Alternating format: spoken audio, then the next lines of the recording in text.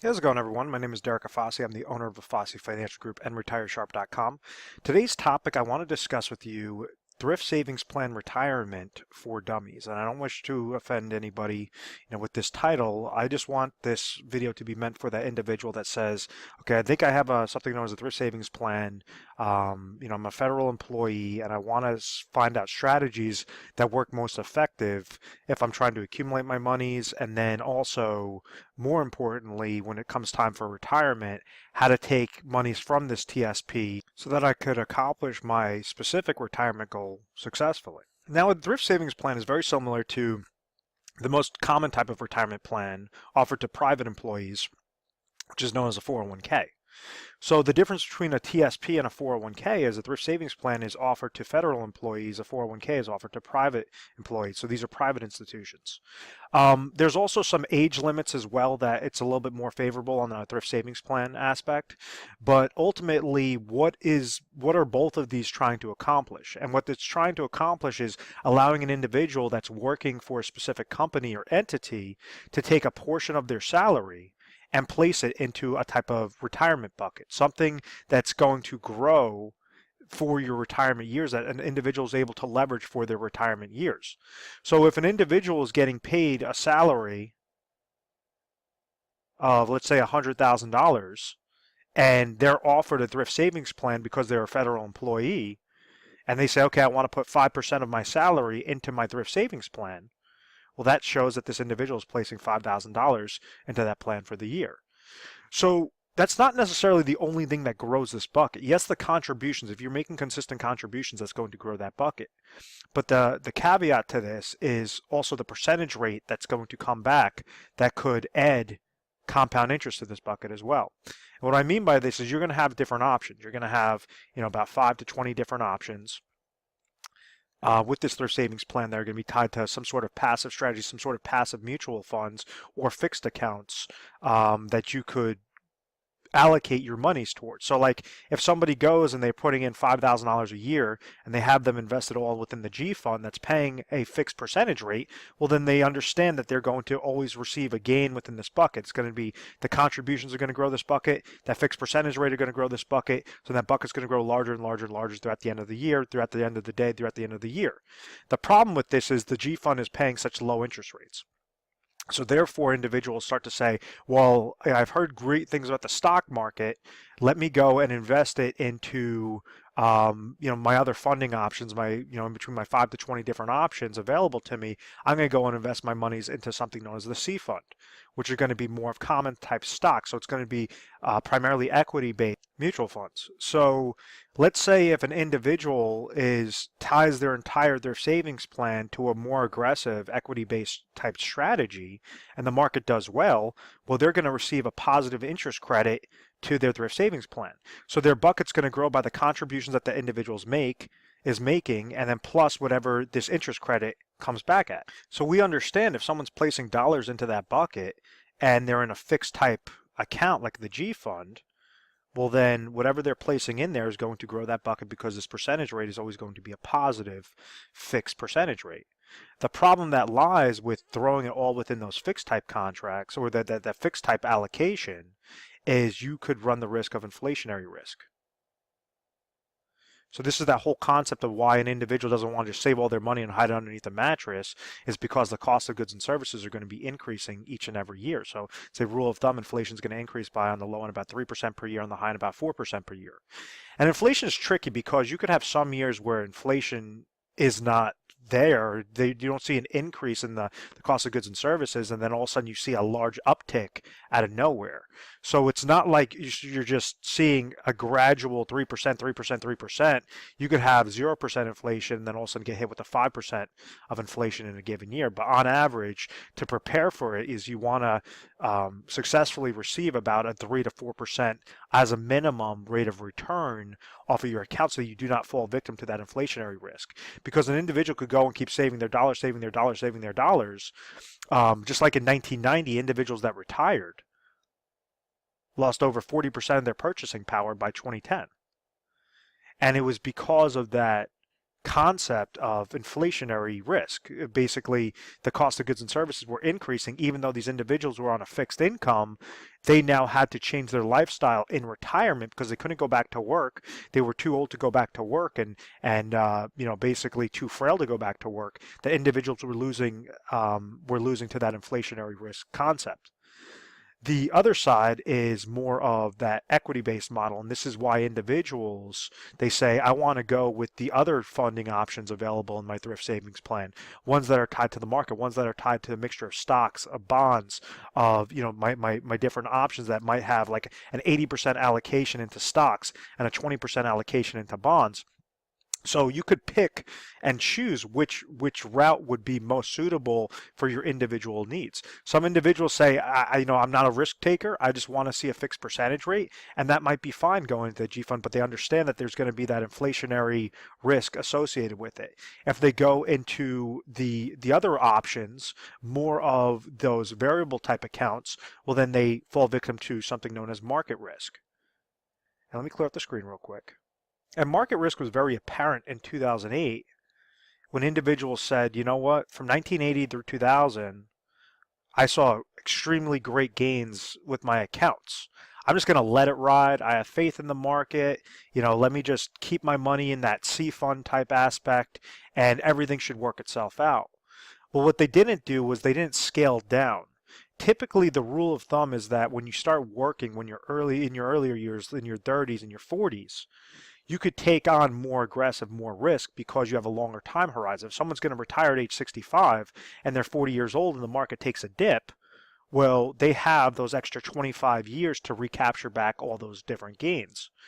So when somebody is now, let's say, age 63, and they still stay consistent with that risk, well, if the market has a decrease, well, you only have 2 years to try to recapture that back up. And then right when you want to retire, you're starting to pull money from an account that could potentially go down, that you're also paying fees on, and you're also having that longevity risk, you're having that inflationary risk that's compounding against it as well, and that's where you could see a retirement disaster take place.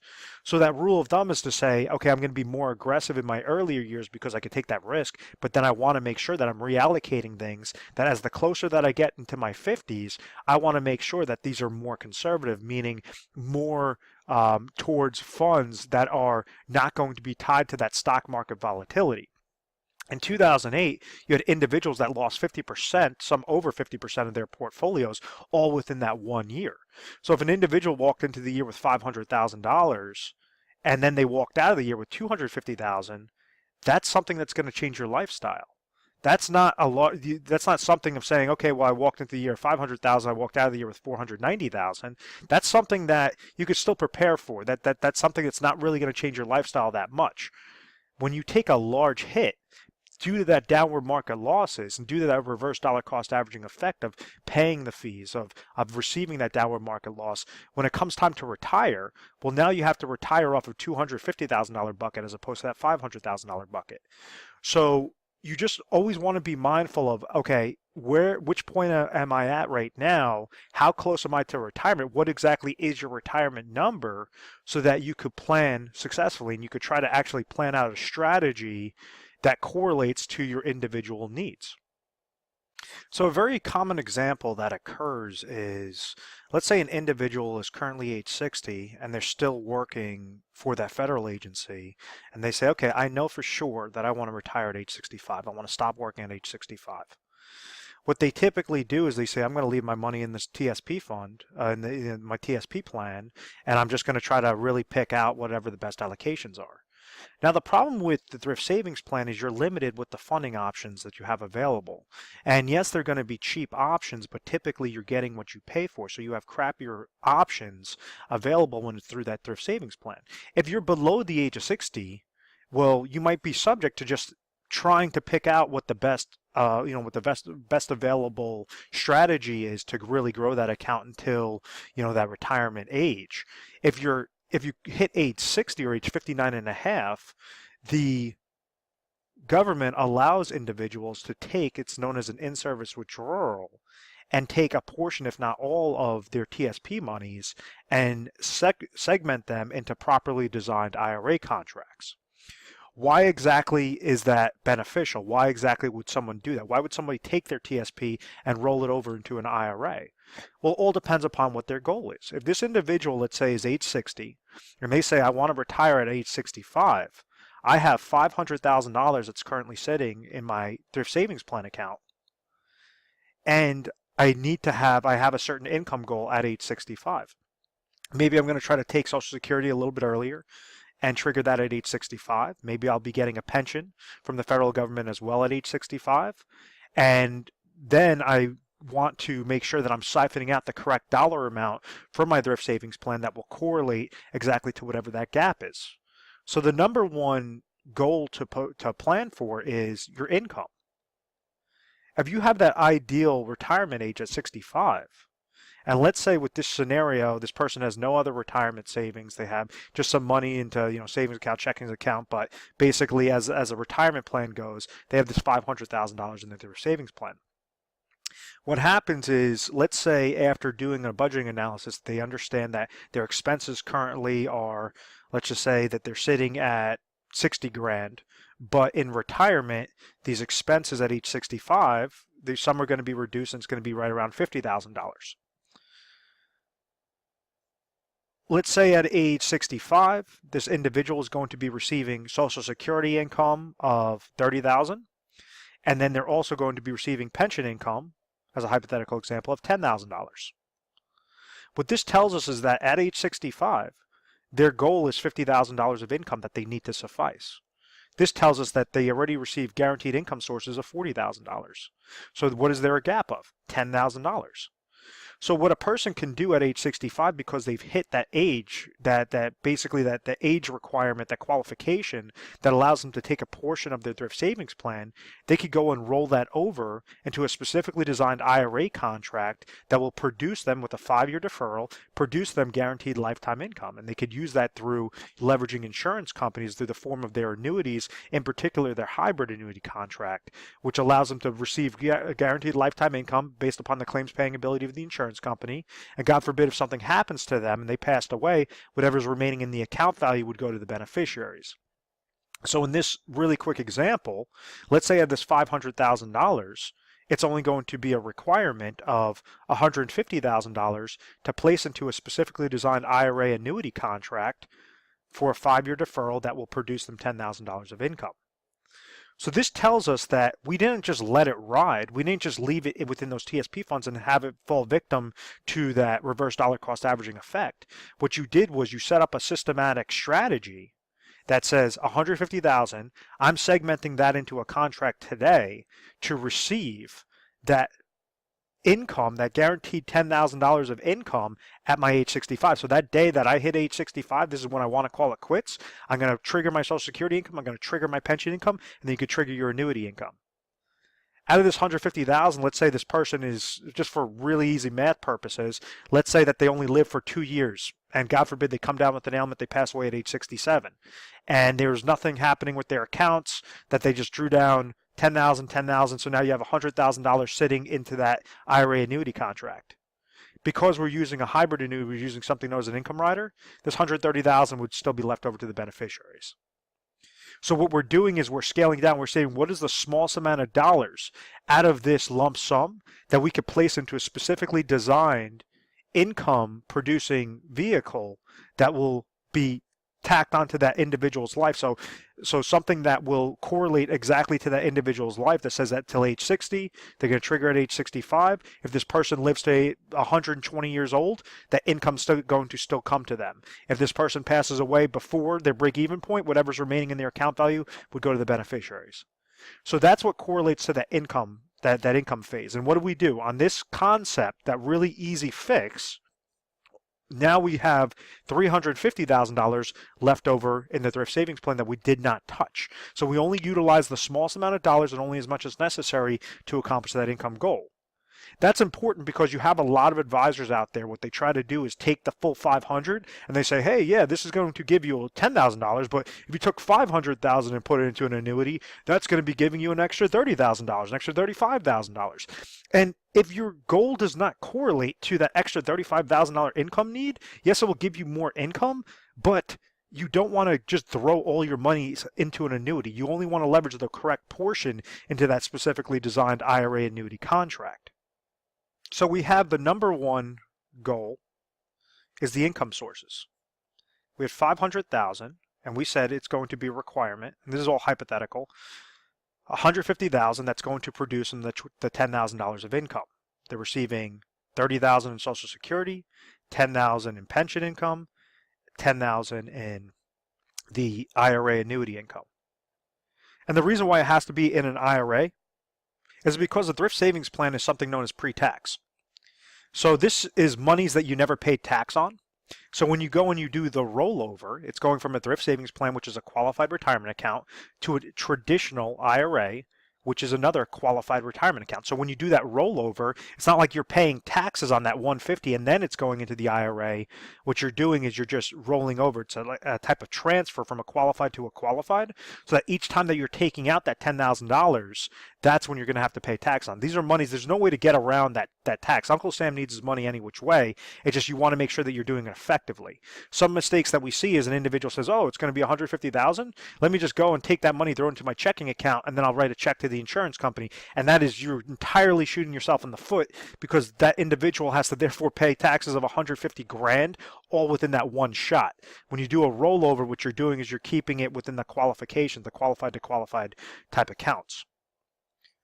The second aspect of making sure that you are planning for your retirement, you're at least having confidence in retirement, is planning for an emergency fund. So rule of thumb is that an individual is supposed to keep about 6 to 12 months of their expenses in savings into something that's liquid, meaning something that they could easily access.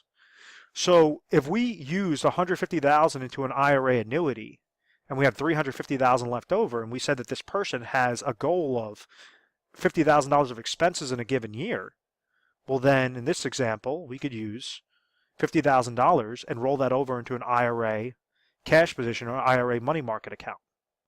So something that's not going to gain interest, barely any interest because interest rates are so low right now, but something that if they ever came to that oh my gosh moment, that a tree comes and falls to their house, they need repairs, or they have some sort of health ailment that they need to spend money for, they have this bucket sitting there. So what do? We now used 200,000 out of that 500,000. We preserved those monies at that age 60. We didn't wait till age 65 to therefore figure it out. What we said is we're going to leverage our age right now. We're going to leverage what are the best deferred contracts right now and make sure that we're scaling it across appropriately. 150,000 went to the IRA annuity. $50,000 went to the IRA money market account. So now what do we have? We have $300,000 left over. And this is where inflationary protection comes in. And you could tackle this in two different aspects. You could use this where individuals could leverage like annuity laddering strategies where they're taking micro portions of that 300,000, and what they're doing is they're scaling it up and they're saying, okay, well, my expenses for at age 65, maybe $40,000 are going to be fixed expenses and $10,000 are going to be inflationary type expenses. What we're going to do is every few years, maybe this goal has to be increased to $53,000 at age 67, and then by age 70 there's going to be $55,000 of an income goal. You could either tackle this by making sure that you're setting up laddering strategies off of annuity contracts, or you could set up your monies to be more on a tactical type approach.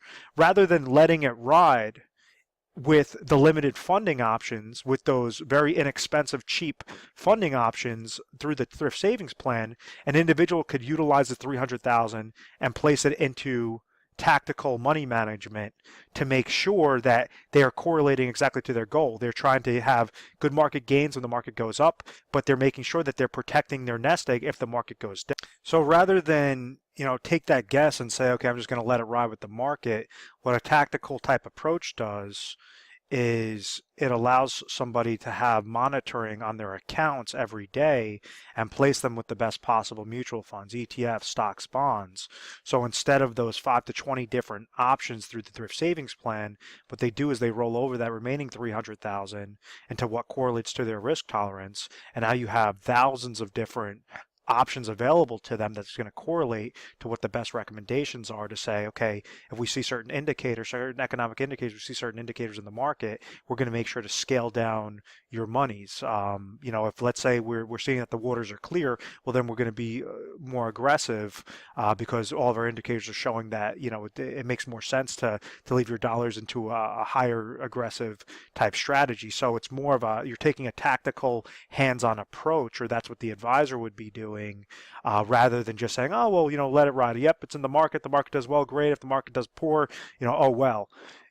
You want to just make sure that it's more on a systematic strategy. What happens with the thrift savings plan is more on a passive type approach, where you're limited on how much growth potential you could place your dollars into unless you're truly monitoring that account yourself, and you're reading up and you're learning all these different aspects of what's going on with the market and how to read market trends and different things like that.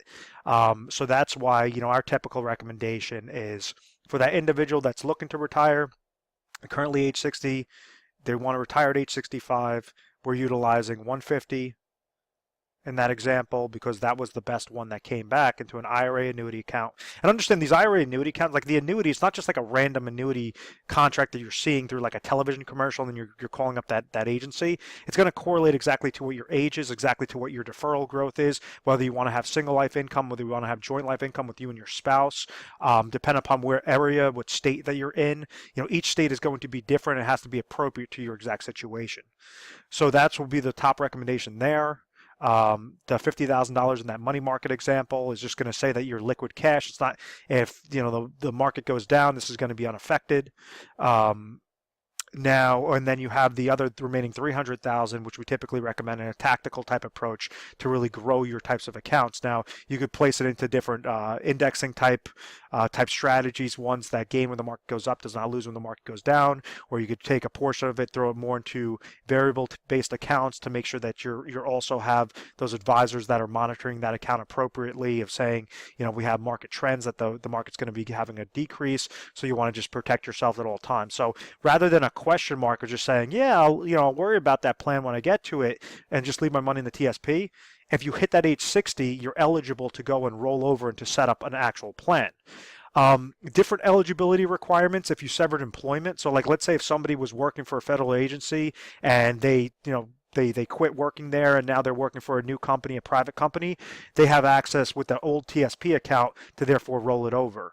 Let's say if somebody is 55 years old and they say, okay, I just retired from my federal agency, you have an access to, or even if you're in your 60s, you have access to those thrift savings plan monies now that you could roll it over appropriately into whatever the top three strategies would be. But what we're not doing is taking that approach of saying, okay, the thrift savings plan, let's roll it over all 100% into a money market account. Let's roll it over 100% onto an annuity. Let's roll it 100% into tactical money management. You want to make sure that you're segmenting it out properly so that you're able to leverage each piece appropriately. So it's taking that 30,000 foot view. Where are you right now? Where do you want to go? And how do you get there most effectively? So if you found value in this video, feel free to give our 1-800 number a call at any time. It's 1-800-566-1002. We're available 24 hours a day, 7 days a week. And when calling over, what you can expect is you're going to speak to an assistant. That assistant's going to ask you, okay, what are you calling in for? You might say, I saw, different videos or listen to a radio show or whatever on the thrift savings plan, retirement plan, either for dummies or whichever video you watched. And they're going to make sure that you're patched over to a specialist that handles your particular area. Based upon, what that specialist is going to ask you, is going to try to uncover, where are you right now? Where are you trying to get to? Do you need income? Is that important to you? Is that something that, you want to make sure that you're leveraging? Or is your Social Security and pension income going to correlate to your goals appropriately, where you don't need to leverage, insurance-based contracts such as an annuities, and you could place more dollars into your fund monies, more into emergency type funds? What is your exact situation? Can you get to your situation of what you're doing right now, or is there a gap in your plan? If there's a gap, there might be some recommendations that specialist is going to make for you and show you what the appropriate plan of action will be. We're an independent agency, so we're not captive whatever you tell us, company XYZ is going to be the greatest thing since sliced bread. So because we're able to leverage all these different companies, we work for the client, we don't work for the companies. So it just makes it a little bit more powerful than when you're walking into a captive type agency, or, an agency that just sells mutual funds, or an agency that just sells life insurance, or just sells annuities, and you're going to see that they're going to try to push that type of product. We work specifically for the client, and we deal on a national basis. So we are A+ rated on the Better Business Bureau. We've always had very good reviews. We've never had any complaints. I believe it's because of our methodical process of making sure education is first and foremost. And hopefully, if we educate you the correct way, then we could earn your business. But at the end of the day, I really hope that you found value in this. Please feel free to subscribe to our YouTube channel, Retire Sharp, so you can have access to the most updated videos. Thanks so much, guys.